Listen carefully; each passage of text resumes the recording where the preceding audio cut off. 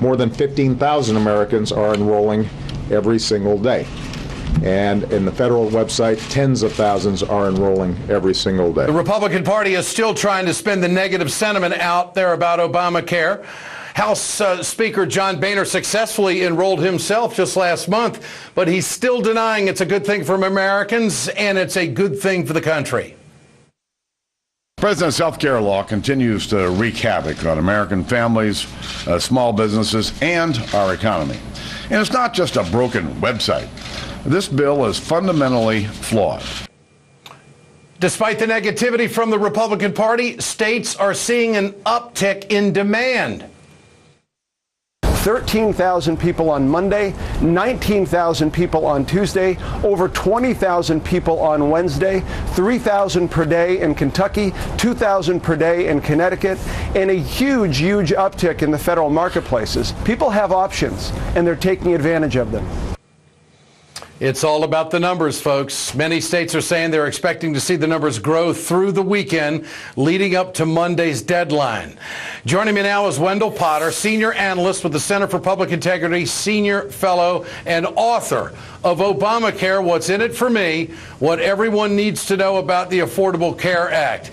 Mr. Potter, good to have you with us tonight. Thank you. This is quite a nice holiday story for the Obama administration, who have stuck with this all along. Do you expect this surge in signups to continue over the weekend and have a real impact? No, I'm sure it will. I think, in fact, I know the weekends are among the busiest times, and I think we'll see the same thing on Monday, the 23rd, as well.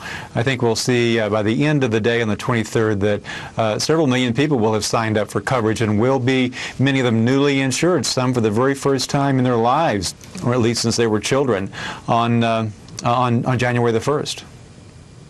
Well, it looks like the American people are having confidence that the website is fixed and it's working properly now. And, of course, we're seeing states reporting success stories. Why does Boehner still stick to the talking point that it's not any good? They're so invested in this. Keep in mind, they began the campaign against health care reform before the first word of legislation was written back in 2009. They've called it a government takeover of health care from the very beginning. They've been spending, they and their allies, millions of dollars in a misinformation campaign. They're so heavily invested in this that they've got to keep that perception going. And I think we'll continue to see that through this year and into next year, quite frankly. The Department of Health and Human Services made an announcement last night that people have the option of applying for a hardship exemption. Now, the insurance industry's main trade group issued a statement saying this: the latest rule change could cause significant instability in the marketplace and lead to further confusion and disruption for consumers. What are your thoughts on this?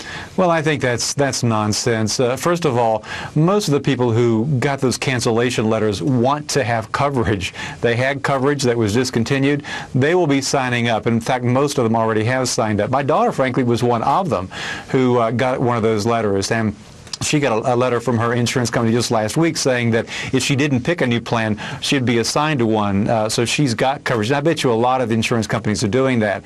Keep in mind that the America's Health Insurance Plan speaks for insurance companies and their CEOs, not for the American people. And that's a big difference. That's something people need to keep in mind. Industry groups in 3 of the states not expanding Medicaid basically have effectively given up until political conditions change. Is this a big blow to Obamacare across the board? Is there going to be a huge difference between these states as time moves on? There will be a very big difference in these states, and there'll be such a big difference that I'm betting that this time next year we'll be seeing that most of the states that have not expanded their Medicaid programs will do so for 2015. Not only will their individual residents suffer, those who are in low and moderate income families, they are also going to see that hospitals and other caregivers will be suffering as a consequence, because they will not be getting the same amount of money from the government as the states do that are expanding the Medicaid program. So it's going to be a very, very different situation for people and hospitals in those states that are not expanding. And we should point out, Mr. Potter, that they're not done working on the website. I mean, Right. this is a play in motion, a constant upgrade of the IT capability as we go on. Yes. And finally, the attack on navigators. How much of a deterrent is that going to be? It's so sad that they're doing this. They're attacking people who are trying to help people enroll in coverage. It's just really despicable. But I think that the navigators are really wanting to make sure that people are covered. It will go forward. Okay. Wendell Potter, great to have you with us tonight.